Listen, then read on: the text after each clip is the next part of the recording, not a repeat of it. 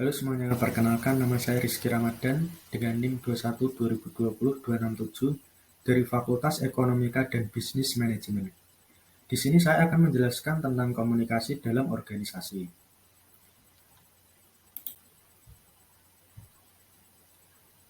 Organisasi merupakan suatu kumpulan atau sistem individual yang melalui suatu hierarki atau jenjang dan pembagian kerja, berupaya mencapai tujuan yang ditetapkan.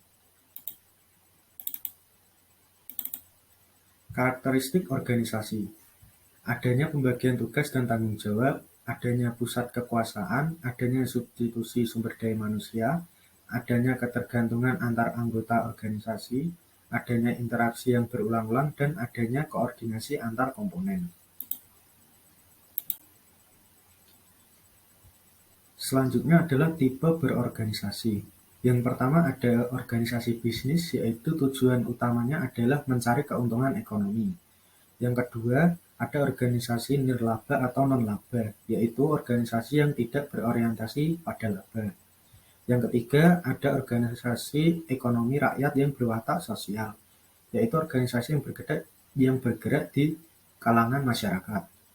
Yang keempat, ada organisasi badan usaha milik negara atau BUMN, yaitu suatu perusahaan yang sebagian atau seluruh modalnya dimiliki oleh pemerintah. Selanjutnya ada fungsi komunikasi dalam organisasi. Yang pertama, fungsi informatif. Fungsi informatif yaitu orang-orang dalam tataran manajemen membutuhkan informasi untuk membuat suatu kebijakan organisasi ataupun guna mengatasi konflik yang terjadi di dalam organisasi. Karyawan atau bawahan membutuhkan informasi tentang jaminan keamanan, jaminan sosial, dan kesehatan, izin cuti, dan sebagainya. Yang kedua ada fungsi regulatif, yaitu fungsi ini berkaitan dengan peraturan-peraturan yang berlaku dalam suatu organisasi, pada semua lembaga atau semua organisasi. Ada dua hal yang mempengaruhi terhadap fungsi regulatif ini, yaitu yang pertama, atasan atau orang-orang yang berada dalam tataran manajemen. Yang kedua, berkaitan dengan pesan atau message, yaitu pesan-pesan regulatif pada dasarnya berorientasi pada kerja. Artinya, bawahan membutuhkan kepastian peraturan-peraturan tentang pekerjaan yang boleh dan tidak boleh untuk dilaksanakan. Yang ketiga ada fungsi persuasif.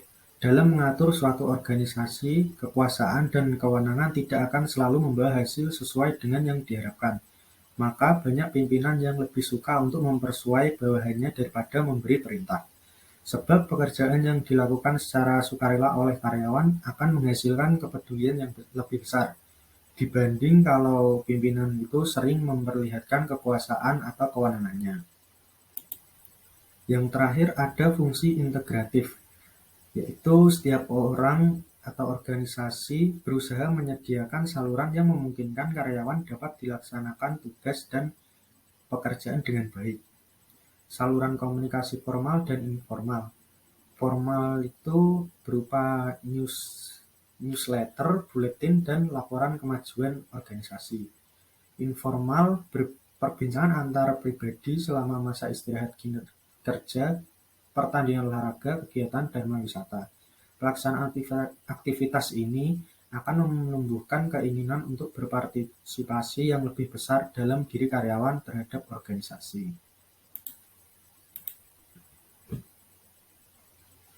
Selanjutnya ada komunikasi internasional.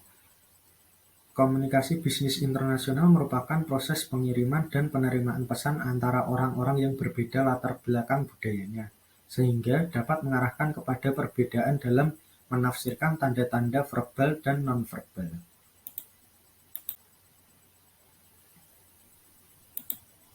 Komunikasi antar budaya. Perbedaan budaya dapat menjadi hambatan dalam berkomunikasi yang sulit diatasi.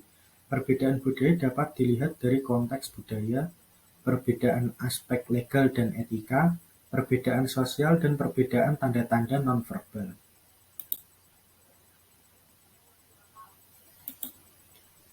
Kemudian ada konteks budaya. Konteks budaya merujuk pada pola petunjuk fisik, stimulus lingkungan, dan pemahaman tersirat yang menyampaikan arti antara dua anggota dalam budaya yang sama.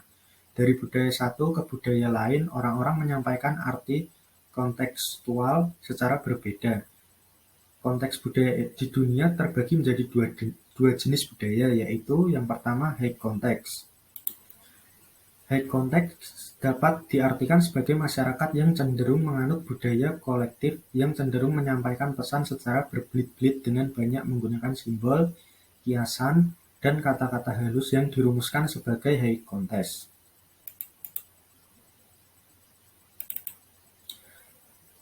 Sedangkan low context, masyarakat yang mengartikan dan menyampaikan pesan tanpa banyak basa-basi. Mereka menyampaikan lewat arti sesungguhnya tanpa kiasan atau cara yang berbelit-belit agar bisa dimengerti.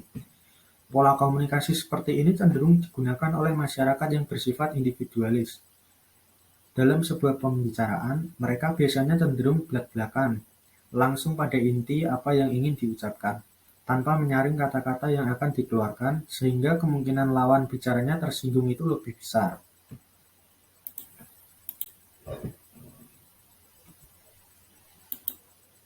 Selanjutnya ada perbedaan budaya dalam konteks status sosial. Perbedaan budaya berdasarkan sosial terbagi menjadi 4 bagian, yaitu yang pertama, konsep terhadap materi. Konsep terhadap materi terbagi menjadi 2 konteks. Konteks yang pertama, konteks budaya rendah, yaitu berorientasi pada tujuan dan kenyamanan materi diperoleh dari usaha individu. Yang kedua, konteks budaya tinggi, mendapatkan pekerjaan lebih penting dibandingkan bekerja secara efisien.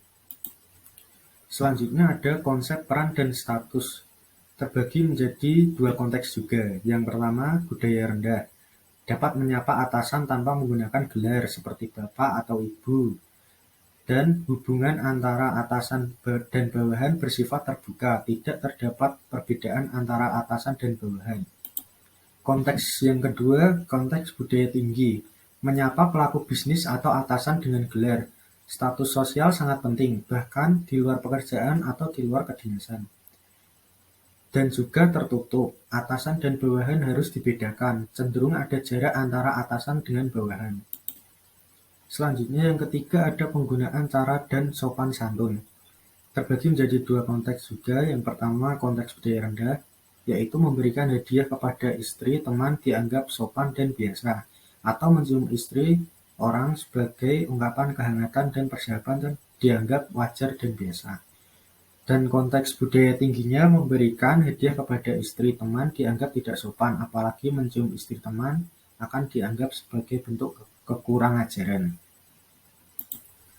Yang terakhir ada konsep waktu, yaitu konteks budaya rendah menganggap waktu sebagai cara untuk merencanakan hasil kerja dengan efisien. Waktu diperlakukan dengan sangat berharga. Sebaliknya, pada budaya dengan konteks budaya tinggi cenderung tidak menghargai waktu, sehingga istilah jam kerap merupakan hal yang biasa. Perbedaan tanda-tanda nonverbal. Yang pertama ada konsep ruangan.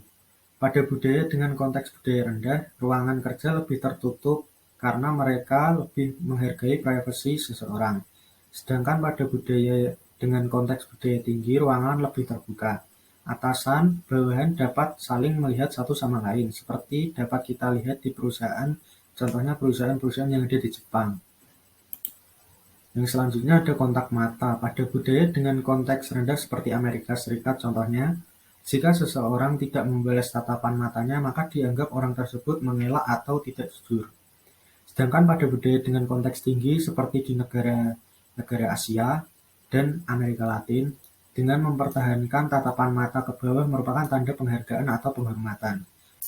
Sebaliknya, menatap mata langsung dapat dianggap sebagai bentuk ketidaksopanan. Itu juga terjadi di Indonesia. Selanjutnya ada bahasa tubuh. Bahasa tubuh bisa membantu mengklarifikasi pesan-pesan yang membingungkan. Namun dalam perbedaan antar budaya, bahasa tubuh dapat memberikan pengertian yang berbeda. Misalnya dalam budaya dengan konteks yang rendah, mengangkat kaki ke atas meja merupakan hal yang biasa. Namun dalam budaya dengan konteks tinggi, hal itu dianggap sebagai bentuk ketidaksopanan atau penghinaan.